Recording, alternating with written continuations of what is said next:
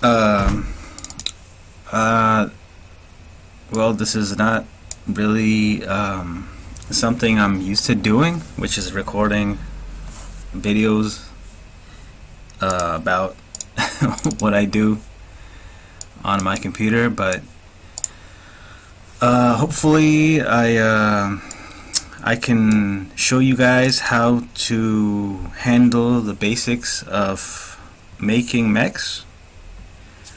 I know I talked to Commander Hunter a few months back, and he was really concerned about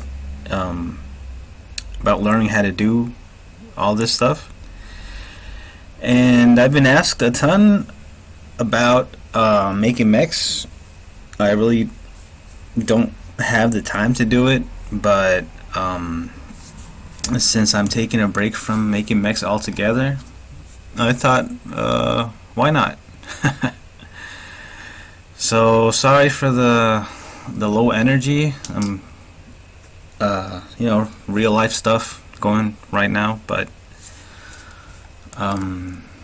if I have a little accent, it's because I'm really not originally from the States. I just lived there for about 8 years in Boston, Massachusetts. So, but I'm actually Chilean from originally. Just like Pedro Pascal. Anyways, I know there's a lot of interest in making mechs, and I just want to say that it's not really hard once you get down to like the basics, which is really, you're not going to be using too many tools. You're just going to be using, like, I assume you're already familiar with the basics, so I'm not really going to go into explaining the basics of Blender because there's plenty of tutorials about that. But this is just so you get an idea of how I do it, because I don't know how other modelers do their mechs. I just have like my way of doing it, so I just want to share it with you, and hopefully it works for you. Alright, so you open up Blender, and this is the basic square. This is the basic square you're going to get each time you open the application. And so what I like to do is I like to take this basic square and just sculpt a mech out of this square. So we're going to be using the loop tools, taking a face, extruding it, selecting the edges, applying some bevels, and yeah, loop cut here. Oh, by the way, if you want your camera to center the view from the front, you press 1. If you want to see the back, you press 9. If you want to see the left, you press 3. If you want to see the right, you press 9, because 9 is actually like the opposite of whatever key you press. So right side would be 9, 7 would be top, and 9 would be bottom. So those are like the main keys you're going to be using to navigate and have like a precise orthographic view of your workspace. It's really important that you use it a lot, because perspective cameras can mess you up a lot. So yeah, basically that. Alright, just a disclaimer, I work pretty fast, so if I'm working a bit fast, just let me know. I can try and slow it down a bit. I'm just gonna give you like a general sense of what it is to, sculpt something really basic. This isn't really like like sophisticated work by any stretch. Alright, here's the supposed cockpit. Just bevel it out a bit.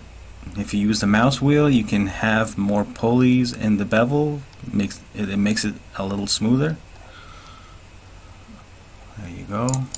Around there. Whoops.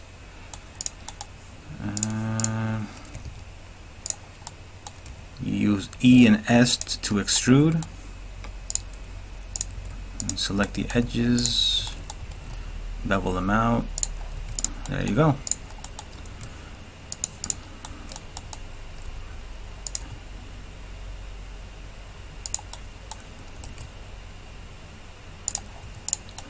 There you go.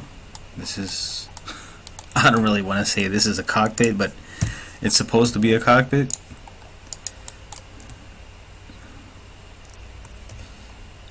Alright. See, it's basically just this. You just take a square, and since most modern depictions of mechs are square in nature, you can sculpt anything out of a basic square, just like I'm doing now. Alright, what can we add? We can add the side torsos here. Just random indentations, you know, to give it a bit of character.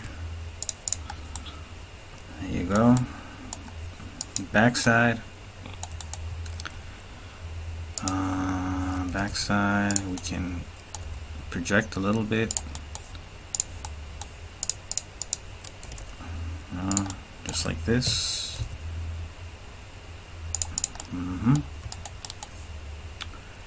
Then we can make some sort of, I don't know, like vents.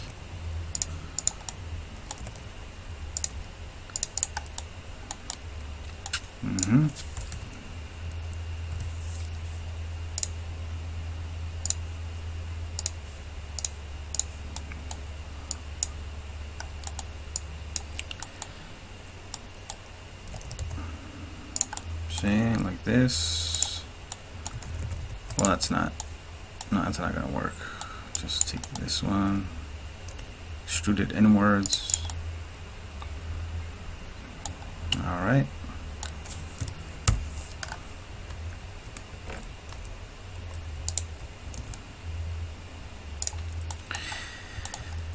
I'm gonna add something that looks like a jump jet. It's just messing around with this. Not really doing anything serious.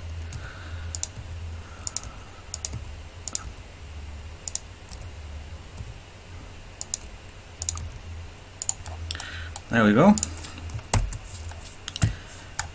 Like, in reality, if you have a good sense of what the tools do and what you can do with the tools, and it's really not as important as if you know what you're doing with perspectives and proportions and how to get stuff to flow.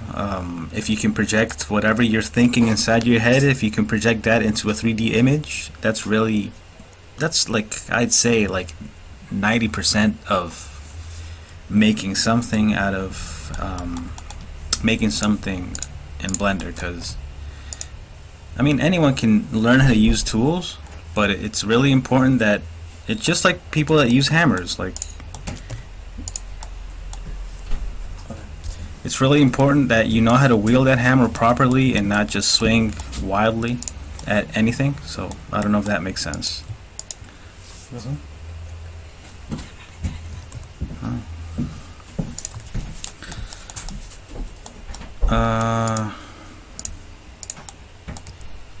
Alright, so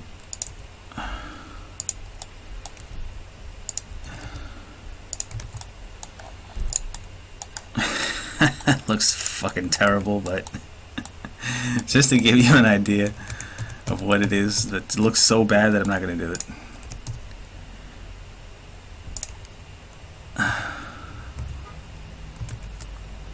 What? Alright, just leave it there. Little rocket. Yay! There we go. A shitty little rocket.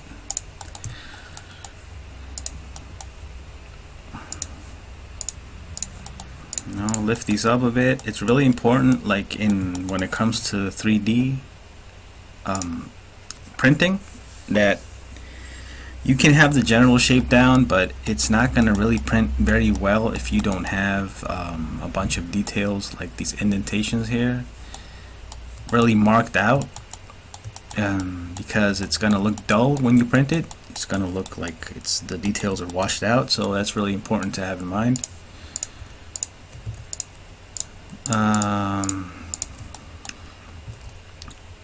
Or you can call it paneling. Like you take a face, you extrude it just like I did now, you apply some bevels, and that would be like a panel, and this creates detail or on your mesh, you know, like this, you know, look at that.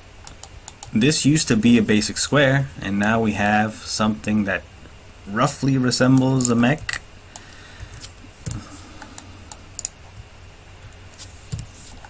I say roughly because it looks like shit. There we go. There we go. Now we can add the pelvis, which is just another shape.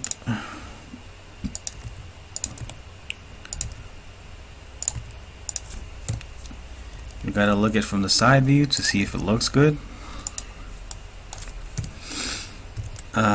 We add a cylinder for the torso. This is really important because a mech can't twist if it doesn't have a torso. Right, just apply the same bevel principle on the entire shape, like this. You extrude it, make some paneling, just like this, just like this.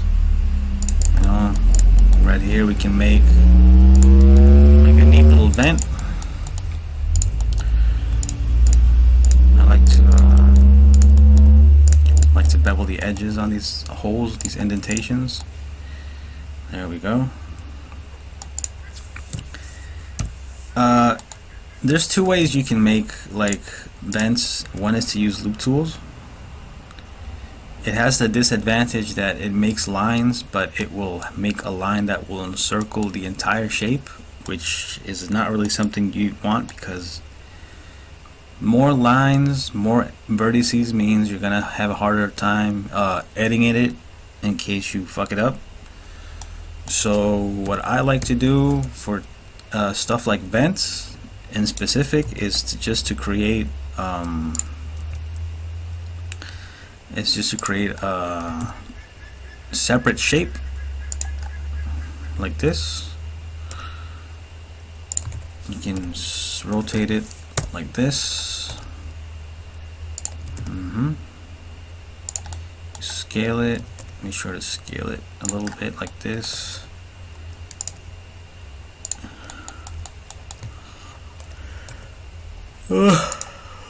Sorry about that. There we go. There we go. Make sure it doesn't pop out the top, and you duplicate it like this.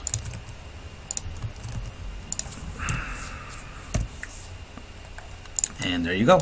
There's your vent.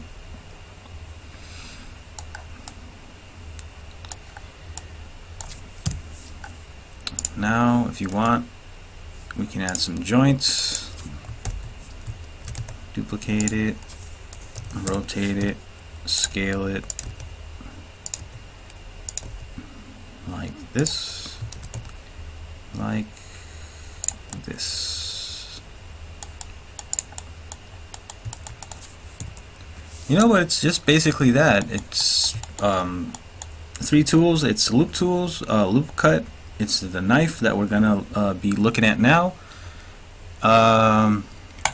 vertices mode, which you can use to edit individual vertices in case you have to do something really specific. Line mode and face mode. Alright, so that's really the hard surface mech making technique that I use on basic squares, which I use for almost everything. Squares, cylinders, and occasionally some planes and cones. Alright, now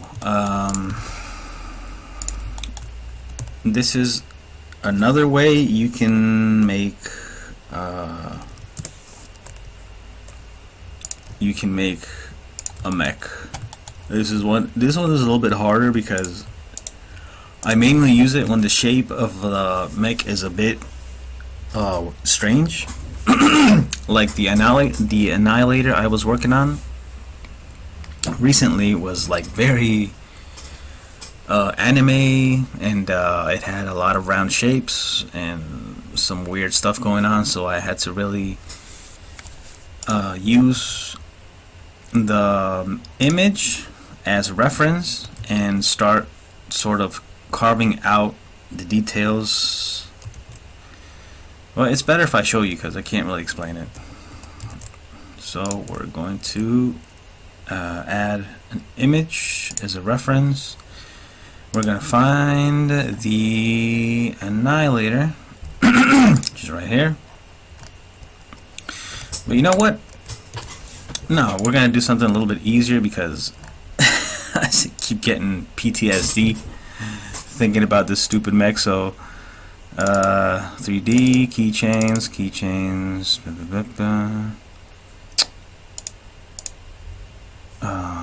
where'd I leave it? Where did I leave all this shit? Mechs. I don't know where I downloaded all my stuff. Ah, there it is.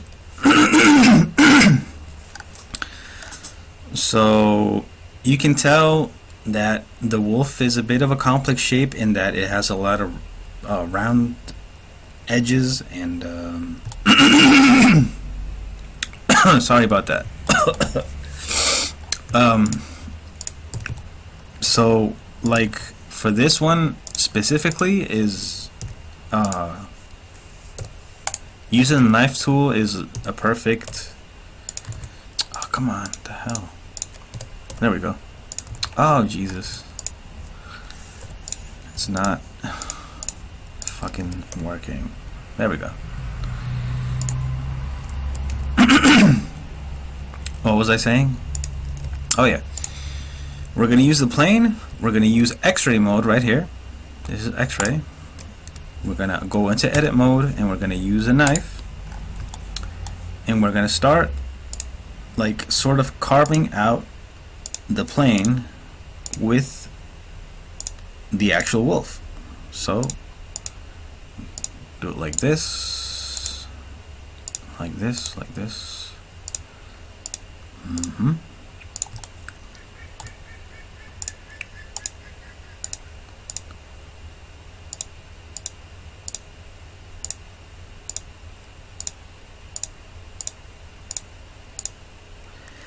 I actually recorded this video 2 times in the morning, and it was like a couple hours long, and when I went to watch it, it had no audio in it. Oh my god. So I had sort of a I was like, fuck it, I'm not doing it. And then I was like, okay, I'll do it. So here we are.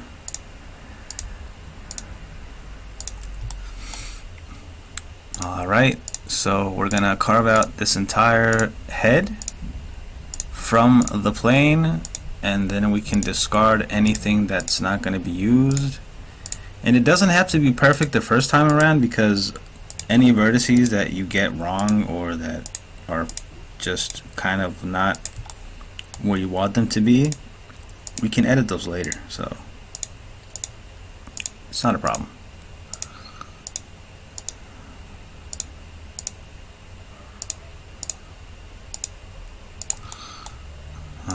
Alright.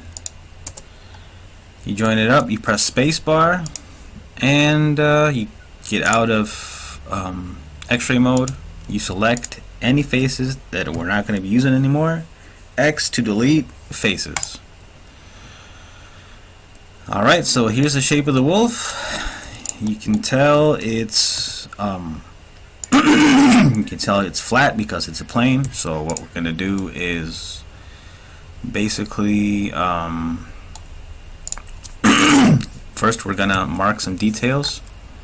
We're not gonna do the whole thing. We're just gonna show you a little bit. Oh, whoops. You gotta be careful because the knife tool tends to snap into the surfaces. So there we go. Mark this little ear, this big ear. Alright. So now we're going to take the entire shape, we're going to extrude it. There we go. And then we're going to take any details that you can tell that are like inwards, like the ear, the eyes, the inside of the mouth, the back of the head, these little indentation things. So we're going to take all of those, also the neck. We're going to take all of those and we're going to extrude them inwards like that,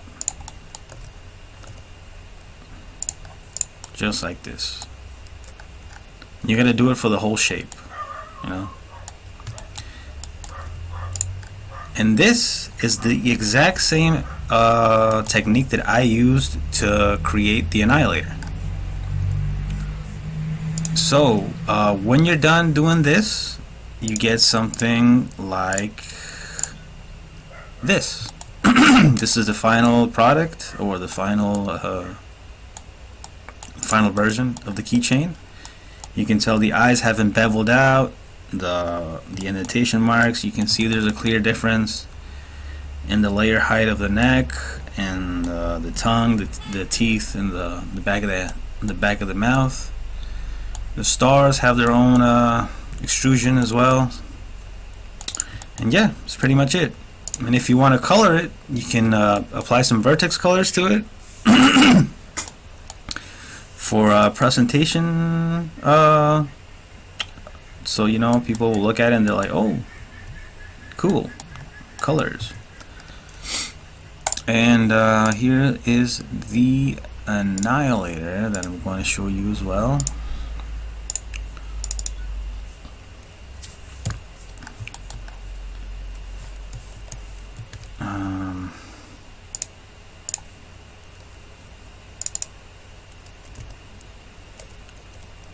Well, this is really the image I took. See what I did here? This is the actual model. This is just an image, but what I did was I applied the same plane principle we just did, the same technique on the head, on the body, the entire body, the legs, everything. I applied the same principle, and then what I did as a reference, so because in a 2D image you're just gonna have this view and you have no idea what this view looks like, or this view, or this view, or that view. So for any other view I used other reference images like for example this one. So while I'm modeling from one side of the image, I'm simultaneously looking at the other side of the mech and sort of you know, going back and forth like this and like that and like this and like that, and resizing it appropriately. It's a shitload of work, so you probably figured out why sometimes these mechs take a long time to make. But yeah, basically that. We'll just leave the video here for now. If you want, I can keep making more videos for tips, and maybe put out an entire video of me making a mech once a commission lands on my lap. And yeah, we can do that step by step. So I guess that's it for now, and we'll talk later. Alright, have a good one.